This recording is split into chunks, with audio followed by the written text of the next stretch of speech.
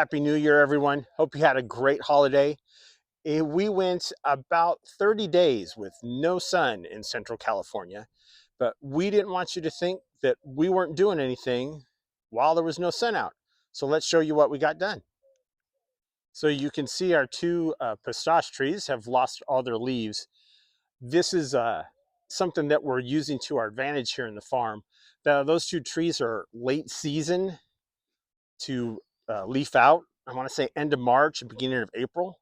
And they do shade the first part of this growing bed. So we're experimenting this year.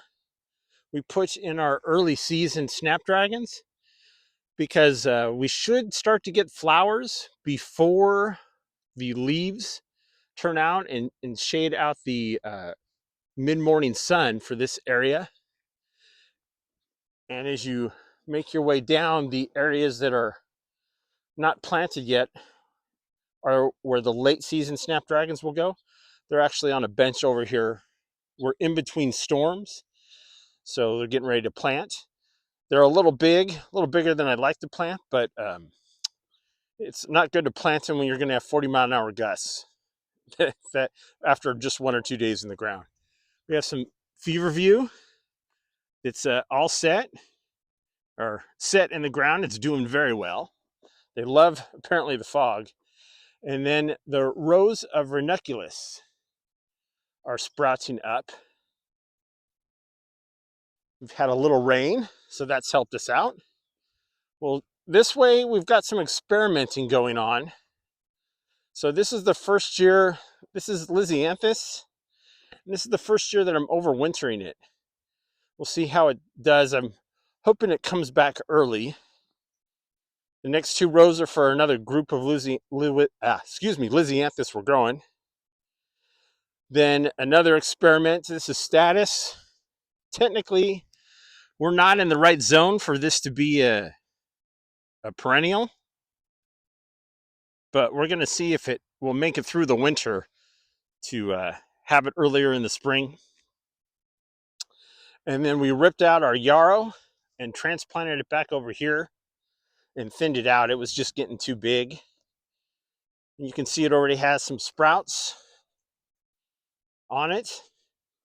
And then in the very front, we have pincushions, and we did these two different ways. So these were starts from the greenhouse room. And then I also did some with seed that have sprouted. I have to go through and thin them out, but we'll see how they do. And then in the front, next to our marionberries, we're already starting to see if I can find one here, the daffodils popping out. So that's pretty cool. Let's go check the back of the farm.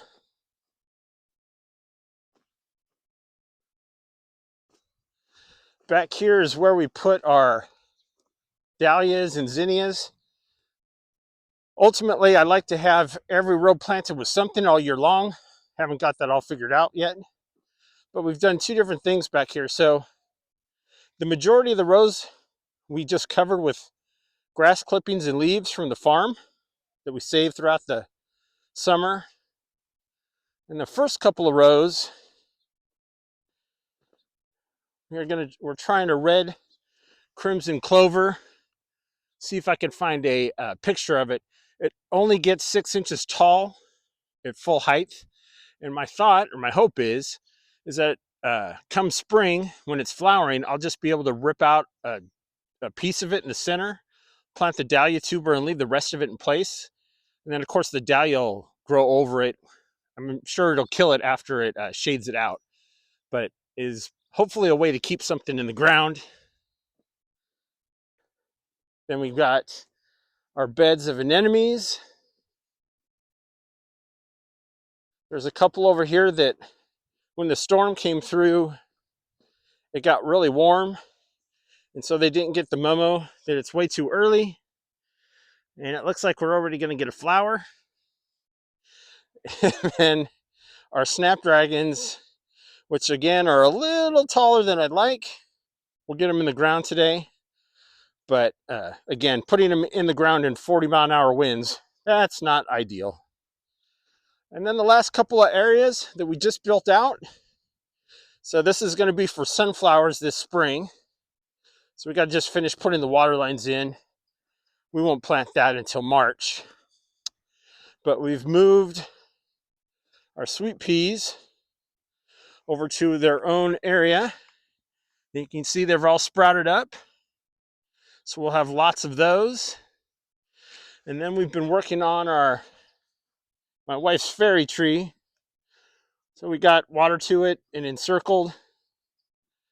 And we'll get that planted and decorated out before the season's open. That's what we've been doing. We got a little bit more to go. I'll show you as the season goes on before we open in March. Hope you have had a great new year. And here's to a great 2026. Have a great day.